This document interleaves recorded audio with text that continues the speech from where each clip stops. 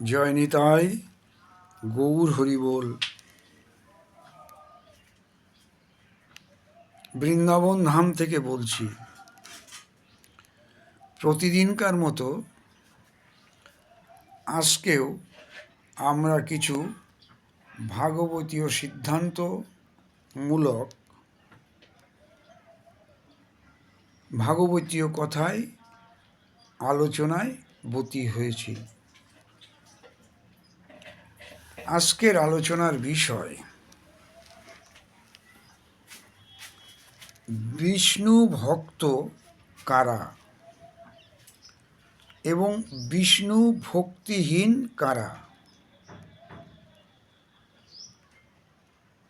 সোজা, বিষ্ণু ভক্ত কারা এবং বিষ্ণু ভক্তিহীন কারা। আমরা শাস্ত্র থেকে বিষয়টা জেনে নিই। কি বলছেন এখানে? পদ্মপুরাণ 18 পুরাণের মধ্যে একটি বিশেষ পুরাণ পদ্মপুরাণ। কি বলছেন সেখানে? দৌ ভূতর স্বর্গৌ লোকহস্মিন দৈব আসুর এবচ বিষ্ণু ভক্ত স্মৃত দৈব আসুরস্থ দ্বিপর্যয়। রাধে রাধে। অনুবাদটা কি? এই জগতে দুই রকমের প্রাণীর সৃষ্টি আছে। দুই রকমের প্রাণী আছে এই জগতে, দৈব ও আসুর। যারা বিষ্ণু ভক্ত তারা দৈব,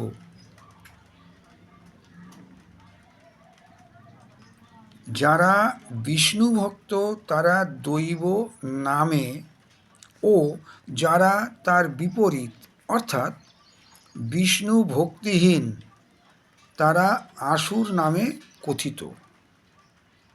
এটা বললেন পদ্মপুরাণ। আবার শ্রীমদ্ ভগবদ্ গীতা, ভগবান কি বলছেন? 16 অধ্যায়ে দৈবাসুর সম্পত্তি বিভাগ যোগ বা দৈবাসুর সম্পদ বিভাগ যোগ 16 অধ্যায় তার 6 নম্বর শ্লোকে ভগবান শ্রীকৃষ্ণকে বলছেন, দৌ ভূত স্বর্গৌ লোকহস্মিন দৈব আসুর এবচ দৈব বিস্তরস প্রক্ত আসুরং পার্থ মে শৃণু। অর্জুনকে বলছেন ভগবান, হে পার্থ, ইহলোকে দুই প্রকারের মানুষ সৃষ্টি হইয়াছে,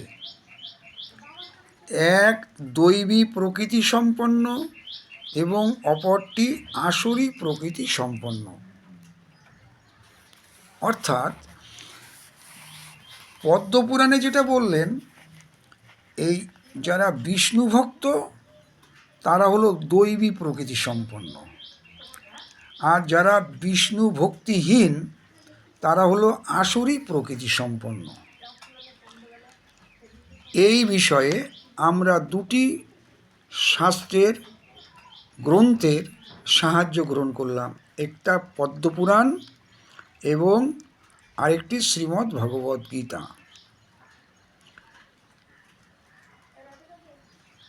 শ্রীমদ্ ভগবদ্ গীতার শ্লোক নাম্বার হলো 16 অধ্যায়ের 6 নম্বর শ্লোক। ভিডিওটি ভালো লাগলে আপনারা লাইক, শেয়ার, কমেন্টস করতে পারেন। কিছু বলার থাকলে আপনারা কমেন্টে জানাতে পারেন। আজ এ পর্যন্তই।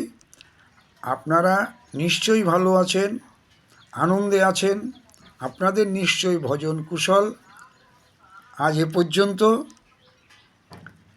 জয় নিতাই, গৌর হরিবোল। জয় শ্রী রাধে শ্যাম।